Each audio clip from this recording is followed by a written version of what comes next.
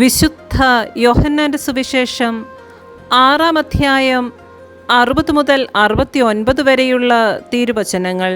നിത്യജീവൻ്റെ വചസ്സുകൾ.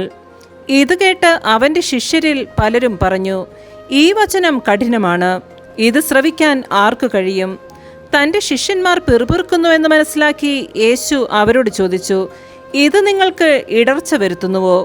അങ്ങനെയെങ്കിൽ മനുഷ്യപുത്രൻ ആദ്യമായിരുന്നിടത്തേക്ക് ആരോഹണം ചെയ്യുന്നത് നിങ്ങൾ കണ്ടാലോ? ആത്മാവാണ് ജീവൻ നൽകുന്നത്, ശരീരം ഒന്നിനും ഉപകരിക്കുന്നില്ല. നിങ്ങളോട് ഞാൻ പറഞ്ഞ വാക്കുകൾ ആത്മാവും ജീവനുമാണ്. എന്നാൽ വിശ്വസിക്കാത്തവരായി നിങ്ങളിൽ ചിലരുണ്ട്. അവർ ആരെന്നും തന്നെ ഒറ്റിക്കൊടുക്കാനിരിക്കുന്നവൻ ആരെന്നും ആദ്യം മുതലേ അവൻ അറിഞ്ഞിരുന്നു. അവൻ പറഞ്ഞു, ഇതുകൊണ്ടാണ് പിതാവിൽ നിന്ന് വരം ലഭിച്ചാലല്ലാതെ എൻ്റെ അടുക്കിലേക്ക് വരാൻ ആർക്കും സാധിക്കുകയില്ല എന്ന് ഞാൻ നിങ്ങളോട് പറഞ്ഞത്. ഇതിനുശേഷം അവൻ്റെ ശിഷ്യന്മാരിൽ വളരെ പേർ അവനെ വിട്ടുപോയി. അവർ പിന്നീടൊരിക്കലും അവൻ്റെ കൂടെ നടന്നില്ല. യേശു 12 പേരോടുമായി ചോദിച്ചു, നിങ്ങളും പോകുവാൻ ആഗ്രഹിക്കുന്നുവോ?